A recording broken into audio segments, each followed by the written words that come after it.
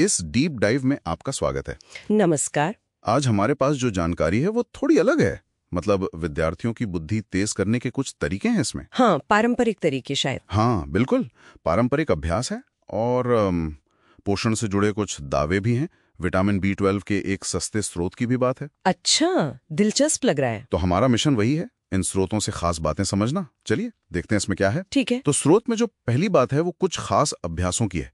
बताया गया है कि अनामिका उंगली मतलब रिंग फिंगर से जी। भौहों के बीच वो जो भूमध्य कहलाता है ना। हाँ, आज्ञा चक्र। हाँ बिल्कुल, वहां हल्के से रगड़ते हुए एक मंत्र का जाप करना है।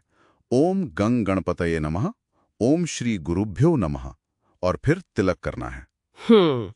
ये तो मतलब शारीरिक क्रिया और मंत्र जाप का मेल है, शायद एकाग्रता के लिए। हो सकता है, स्रोत तो यही इशारा कर रहा है। इसके ठीक बाद एक और चीज है। क्या? 2-3 मिनट के लिए प्रणाम मुद्रा में बैठना, सिर जमीन पर टिकाकर, जैसे शशाकासन में करते हैं। अच्छा, वो जिसमें हाथ आगे जुड़े रहते हैं। हाँ वही, दोनों हाथ आगे जोड़कर।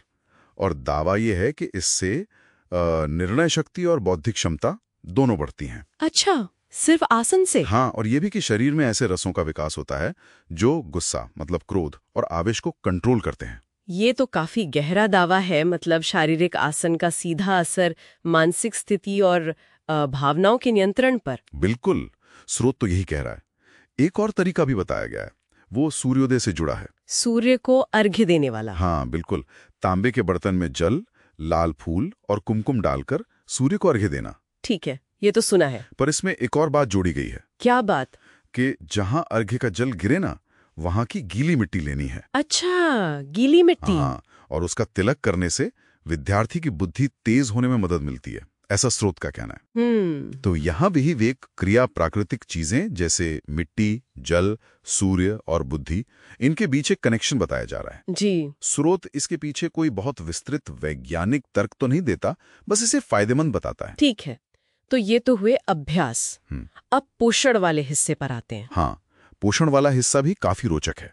स्रोत में वो कहावत है ना, आम के आम गुठलियों के दाम। हाँ हाँ, सुनी है। उसी का जिक्र करते हुए आम की गुठली की गिरी मतलब मींगी, उस पर ध्यान दिलाया गया है। अच्छा, गुठली की गिरी जिसे अक्सर फेंक देते हैं। हाँ, और यहाँ पर मतलब पोषण से जुड़े कुछ बहुत बड़े दावे हैं। कैसे दावे? स्रोत कहता है और आधुनिक वैज्ञानिकों का हवाला भी देता है कि 100 ग्राम मींगी में हाँ, आम के 2 किलो गूदे से भी ज्यादा पोषक तत्व होते हैं। क्या?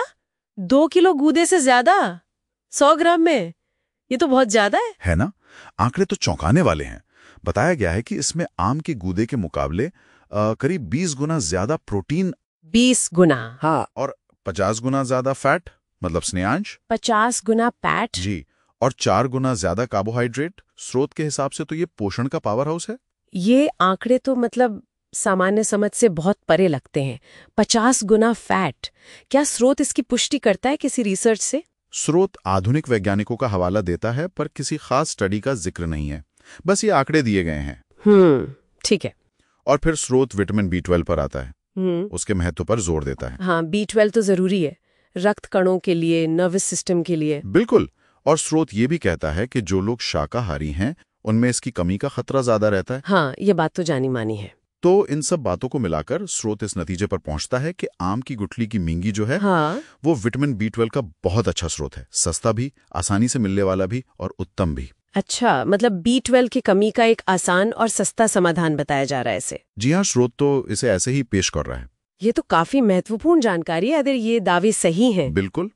तो इस डीप डाइव से हमने 2 मुख्य चीजें निकाली है ना। हाँ, बताइए। पहली तो ये कि स्रोत के अनुसार कुछ खास अभ्यास हैं, जैसे वो तिलक लगाना, प्रणाम मुद्रा, सूर्य को अर्घ्य और मिट्टी का तिलक। ये सब विद्यार्थियों की बुद्धि और इमोशनल कंट्रोल के लिए अच्छे हो सकते हैं। जी। और दूसरी बड़ी बात ये निकली कि आम की गुठली की मींगी, जिसे हम बेकार समझ लेते हैं, वो पोषण का खजाना हो सकता है। हाँ, खासकर प्रोटीन, फैट, कार्बोहाइड्रेट और विटामिन B12 के लिए। स्रोत का दावा तो यही है कि ये सस्ता और सुलभ सुपरफूड है। बिल्कुल, ये जानकारी सोचने पर मजबूर करती है ना। हाँ, कि जिसे हम कचरा समझकर फेंक देते हैं, उसमें कितनी वैल्यू हो सकती है। कम से कम स्रोत तो यही कह रहा है। सही कहा।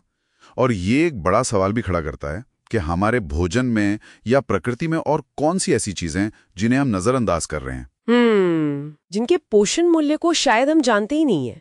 ये सोचने वाली बात है।